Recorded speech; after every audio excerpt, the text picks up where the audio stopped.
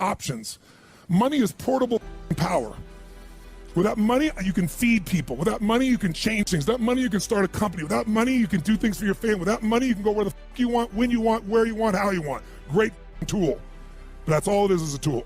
Because if you think it's more than a tool and you think it's a source of your happiness, you're going to miss all the shit along the way. Because everyone in this room, we're all doing one thing in common. No matter how aligned our lives are or different than they are, we're all traveling through time together. And that traveling time is like that river out there. It does not stop. And sometimes feels slower and faster than others, but that traveling through time. And everyone here is going through the process of aging. Everyone here is going through the process of shifting life. The question is, how much of life are you living along the way? Are you truly rich, or do you just have some money? Or do you not have money and you don't have wealth? I know people have money who are very poor. I know people have lots of money that are very rich. The difference is how they are in their relationships, how they are in their sense of spirit, how they are in capturing the moments. So you have to decide right now to be rich, not when you get to a certain number. You got to decide right now, I'm a wealthy mother, or whatever appropriate language would be for you.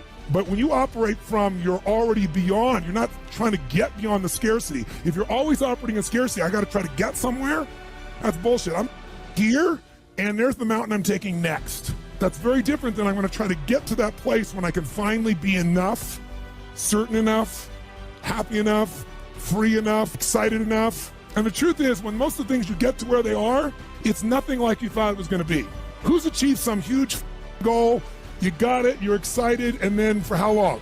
Who can think of a goal that you just pushed for, you got it, and you really were excited about it? How long did that feeling last for that situation? How long? A minute? Seconds? A month? Who can remember something that you really were excited about, and within 6 months to a year max, you were taking it for granted? That's the way the human brain works. That's the way the mind works. The heart doesn't work that way. The heart, when it's there, it doesn't forget. It's one thing that's going to make you wealthy. It's turning your expectation into appreciation. That's the day you become wealthy. The day you trade expectation for appreciation is the day you become wealthy. Because as long as you're expecting things, you're going to be disappointed. You're expecting people to be a certain way. They're not going to be. If the only time you're happy is when they all act and behave a certain way, you're not going to be happy very much. Or if you're happy, it'll be for a short period of time. You expect your spouse to be a certain way. You expect your kids to be a certain way. You expect your coworkers to be a certain way. You expect yourself to be a certain way. How about appreciation? That's the game. If you can appreciate the littlest things, you got gifts that nobody else has. The first place to be wealthy is psychologically, emotionally, and spiritually. And that place has to get regular deposits. And that means, just like some of you meditate, you need a daily discipline of magic moments, and you got to learn to capture the little ones. And that muscle's got to be built. So what's your daily practice? You can call it whatever you want. We'll call it here magic moments. Every day I want you to capture at least 2 to 3 magic moments minimum. It could have been a conversation with a friend. It could have been a moment when an insight happened. It could have been a moment on the mountain. It could have been a little insight or distinction that you got that changed it. But you don't just capture it and write it down. You want to feel it and realize its value. You want to feel it like it's grace, like it's a gift that's been given to you. And what you're doing is appreciating that gift. But like when people say money doesn't matter, they don't know where to shop.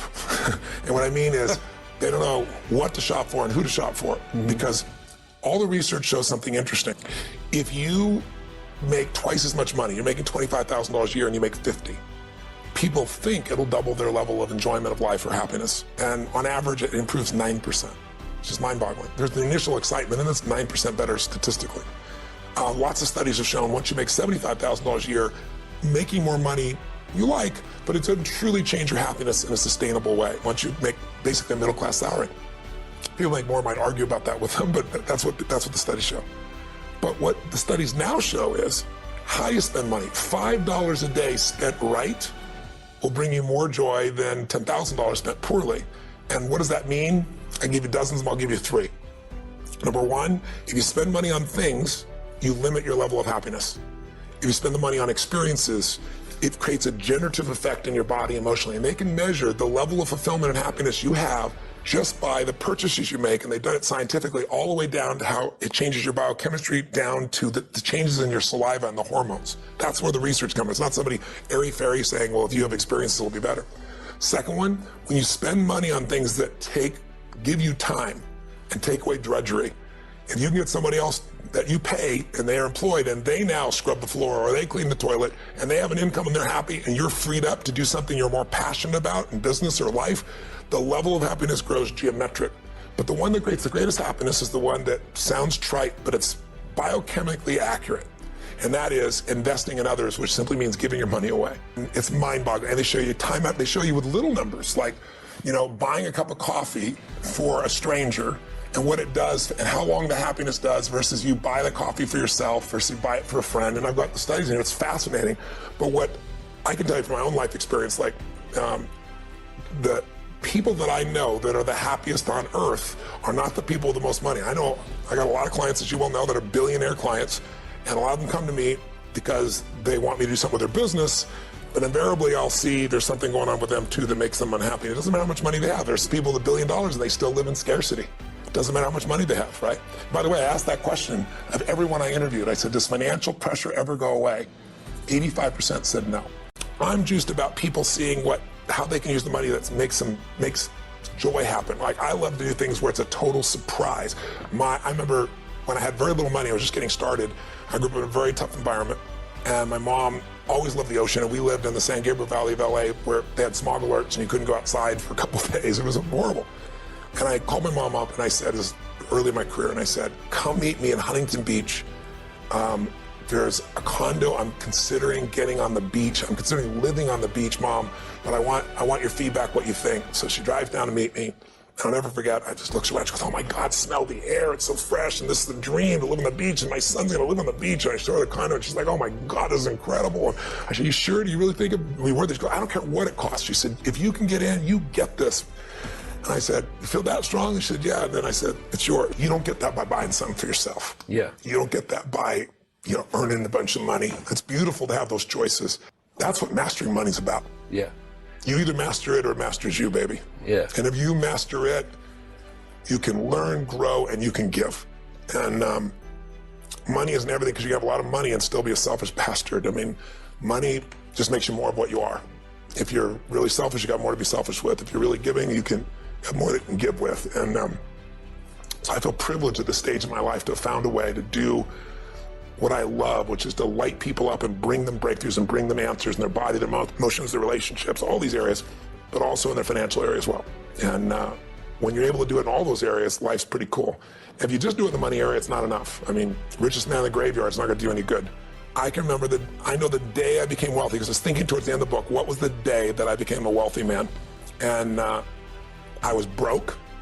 I was living in Venice, not Venice, Italy, Venice, LA, in this 400 square foot bachelor apartment. I was feeling sorry for myself.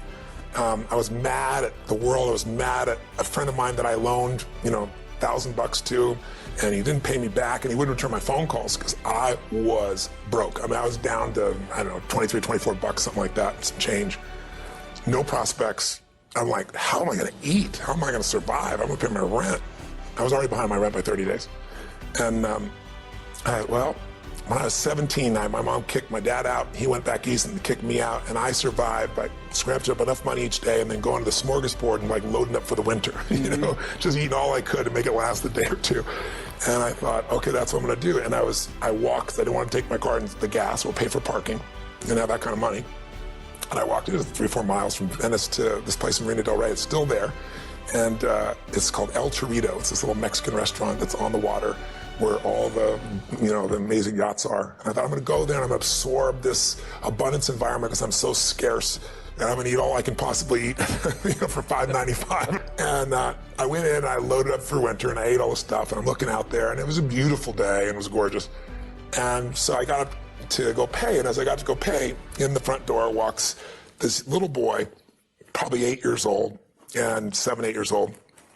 And he was dressed in a suit. I don't know, there was something about this kid. He had this air about him, and he opened the door for his mother, and he pulled the chair out for her. And I don't know, something about it just struck me emotionally very deeply. And I was just touched, thinking, this little boy has got so much heart and class. And so I walked up to him. I paid my bill and walked up to him, and I said hi, and I introduced myself, and I was nobody. Who the hell's Tony Robbins? No Tony Robbins. And he says, who is this gigantic? Yeah, that's what he's really thinking is not there. And I said, I just want to tell you, I watched you for the last few minutes. I said, I watched you open the door for you later. I saw you pull out the chair. I saw the way you looking in her eyes and giving her full attention. I said, you are a class act. And he looked at me and I said, and taking her lunch, that's awesome. He goes, well, she's my mom. You know? And I said, that's even more cool.